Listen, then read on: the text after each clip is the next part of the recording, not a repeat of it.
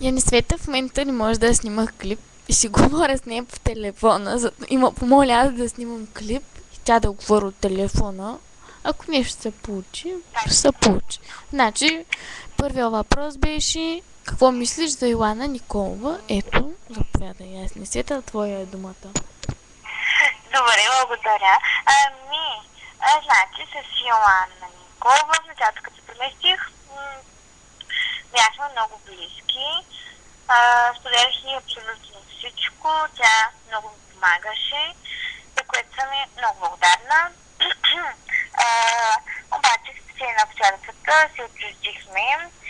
Много е сладка, хубава, сладичка, не в лошия смисъл.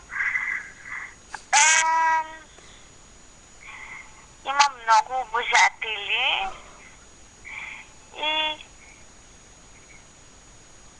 това е. Добре, благодаря ни Света, че ми надо главата. Чао!